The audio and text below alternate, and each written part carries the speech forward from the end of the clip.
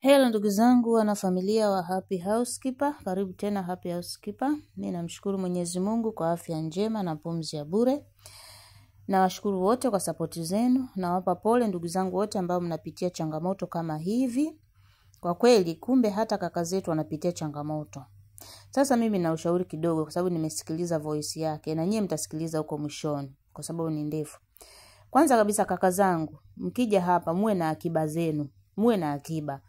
Na inasikitisha huyu kaka amenunua kazi na amekutana na changamoto kama hii.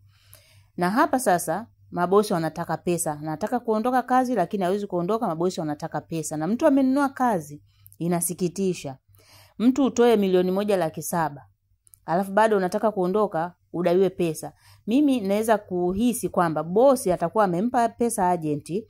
Agenti amekula pesa ya huyu kaka, amekula pesa ya huyu bosi. Ndio maana bosi sasa analeta utata. Ndio maana ninasemaga mtu kama bosi ametoa pesa ya kukufanyia kila kitu, lazima kunakuwa na shida. Ukute agent aliongea na bosi kwamba gharama ni hivi na hivi na hivi. Alafu agent akaongea na huyu kaka. Umeona? Kwa hiyo akalamba pesa.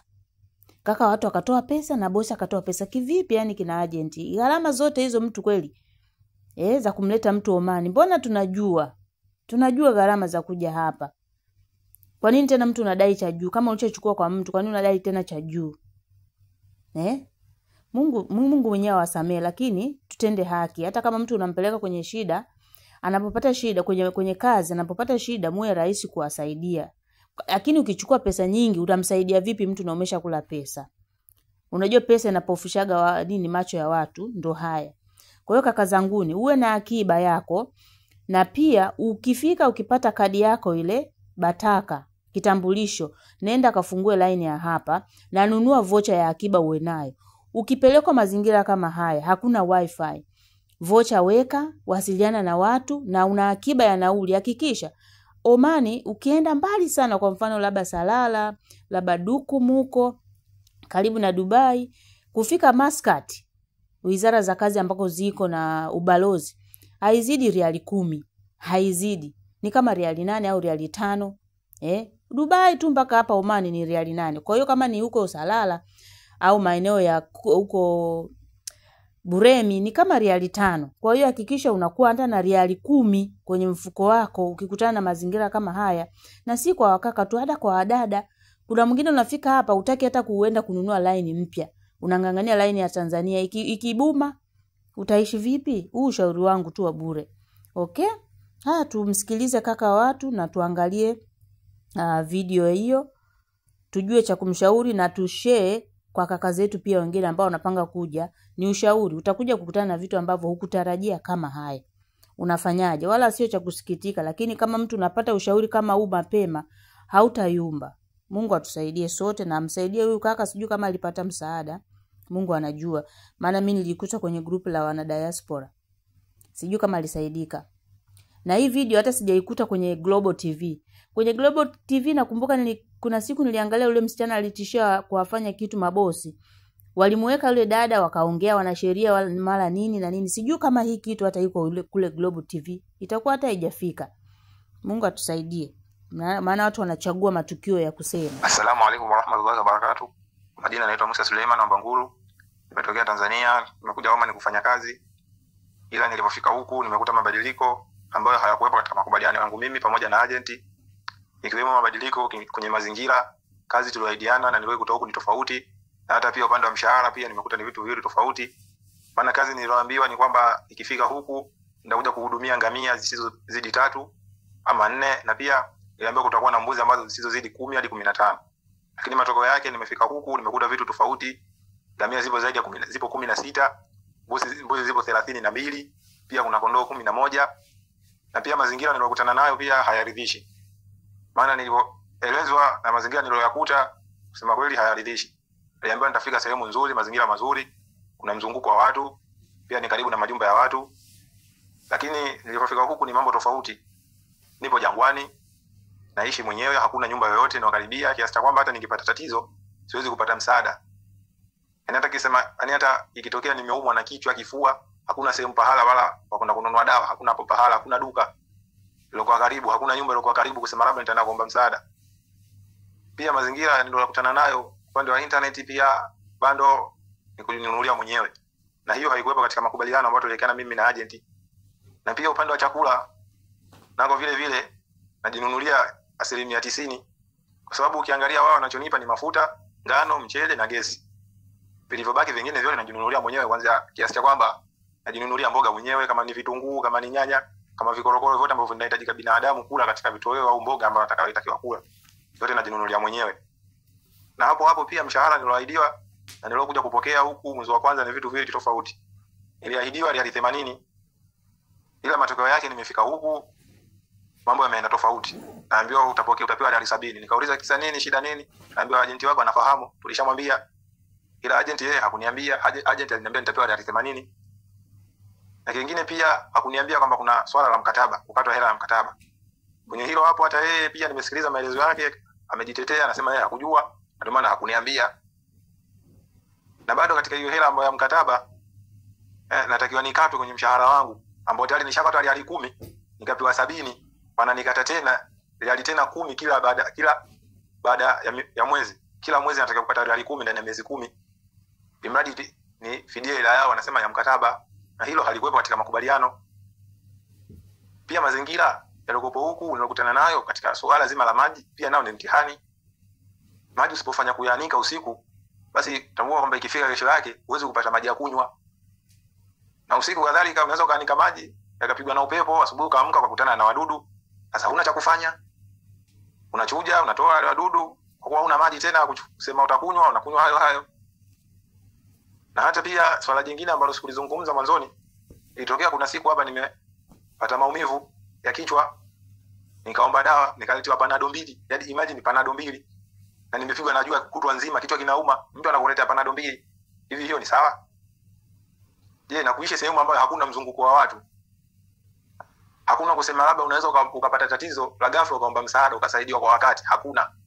Unaishi mazingira peke yako na jangwani. Jua linapiga muda wote. Na wanataka utoke kufanya kazi saa 9 mchana. Just imagine jua la Oman saa 9 mchana, jua la Oman linavyochoma. Mtu anataka utoke uende ukafanye kazi. Na sehemu unaenda kufanya kazi asilimia kubwa hakuna kivuli. Ni jua tupu. Mtu unapigwa na jua kiasi cha kwamba ni mpaka mbele huoni. Ukija kuambia wenyewe mabosi wanakuambia huo ni uvivu, fanya kazi. Je, hiyo iko sawa? Naombeni ushauri wenu, naombeni mnisaidie. Je, hiyo iko sawa? Na ukija kwenye swala la bando, unamwambia boss bando langu linaisha, anakuambia subiri mshahara wako au toa hela mshahara wako kajinunulie. Na hapo katika huo mshahara unaoongelea tayari washanikata riali 20 kutokea 80 mpaka kufikia 60. Na bado anakuambia kila kitu ambacho utakachohitaji, mahitaji yako yote utajinunulia mwenyewe. Je, hiyo kitu imekaa sawa? Na mimi huko sio mwenyeji. Nimekuja mpaka sasa nina miezi 2. Sina muda mrefu, ndio hicho ninachokutana nacho. Je, kiko sawa? Lakini hata ukizingatia mshahara ambao niliahidiwa ni tofauti na niliokuta. Na pia huyu mtu ambaye alifanya mpango wa hii kazi, ukijaribu kuongea naye anakujibu majibu ya hovyo. Anakuambia, kuna siku nilimuuliza, "Kaka, vipi? Mbona mshahara ninaolipwa anatoa idiana tofauti?" Ananiambia, "Mimi nilishamwambia agenti wako kwamba utakuja kulipwa kiasi kadhaa." Sasa nikamuuliza, "Mbona agenti alivyoniambia na huko ni tofauti?" Anambia, "Sasa mimi hapo sijui, sina cha kufanya." Nikamwambia, "Basi sawa, haina shida." "Na vipi kuhusu upande wa chakula?" Akaniambia, "Kaka, wewe kiume kwa kiume kwa nini? Fanya kazi wa kiume anajitegemea. Na mshahara wako ndio utakaojinunulia wewe chakula cha mwezi mzima." Na baada akaniambia tena, katika huo mshahara wako mabosi zako hapa wamesema utatakiwa ukatwe riali 10 ndani ya miezi 10 ili wafidie hela yao ya mkataba. Na kusema kweli nisidanganye, maana mimi huku nilipo sio pahala pazuri. Ila hii nchi ya Oman nipo na ndugu zangu hapa nafanya kazi Muscat, kuna mama, kuna dada. Walijaribu kunitafutia kazi sehemu nyingine, lakini bosi wangu aliwatajia hela kiasi cha kwamba hata angekuwa mfanyakazi au angekuwa bosi hawezi kuilipa kirahisi. Nikarudi kwa agent nikamuuliza, akaniambia mimi hayo yote siyajui. Muulize huyo jamaa ambaye amenifanyia mimi connection ya wewe kupata kazi. Nikamuuliza huyo jamaa huko, akaniambia hiyo ni gharama ambazo zilizotumika. Nikamuuliza, sasa hiyo gharama imetumika imetokea wapi?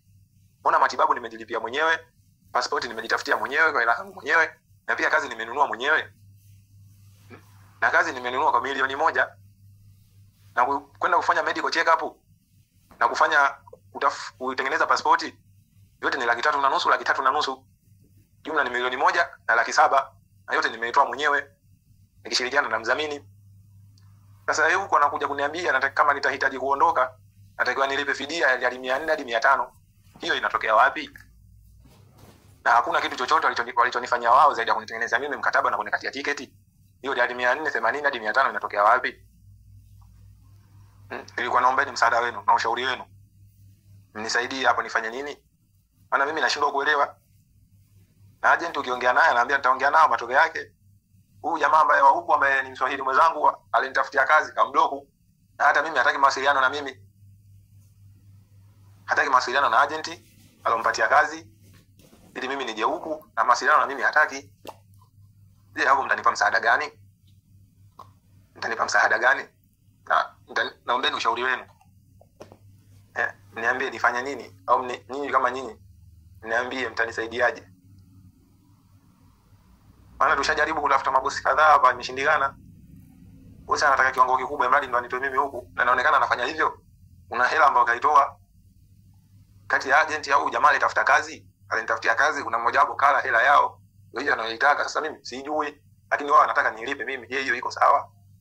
Naombeni msaada wenu na naombeni ushauri wenu jamani. Maana mimi mpaka sasa hivi hapa nilipofikia naona mambo kwangu yashaanza kuwa magumu.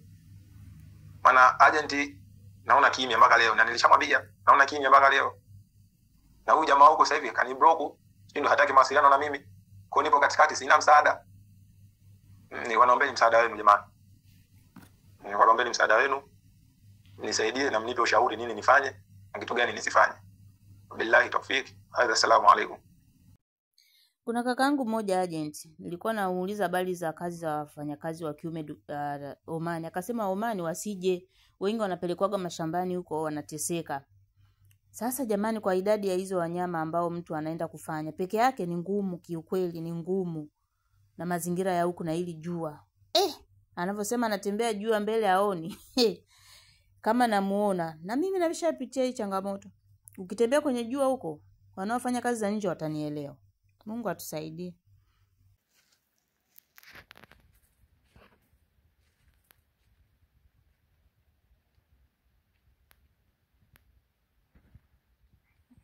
Hapo ndo ninapolala hapo usiku. Mazingira kama hivyo unavyoyaona, hakuna nyumba yoyote. Kuna nyumba yoyote. Niko mwenyewe tu hapa, na hata ikitokea tatizo la ghafla siwezi kupata msaada aina yoyote mpaka atakapofika wao wenyewe. Nyumba ndo hichi. Na wale mablanketi pale ndo natandika wakati wa kulala. Na hii feni hapa unavyoiona ni ya sola. Lakini feni hii usiku haiwaki usipokuwa na mwanga wa jua. Na ukija huku, ili ndo deli ambalo nalitumia kuhifadhia maji. Siku baada ya kuyanika, kuna deli hilo kubwa na hili hapo dogo, ikishashinda usiku kucha nje, ndio naingiza ndani na hifadhi maji kama hapo hivyo unavyoyaona nimeyaweka. Na ukija hapo upande wa vyakula ukiangalia, hapo asilimia kubwa ni vitu ambavyo nimejinunulia mwenyewe. Ukiacha ule mchele pamoja na hii unga ngano, lakini hii sembe nimekuja nayo mwenyewe. Na chumba kama unavyoiona ipo kama store.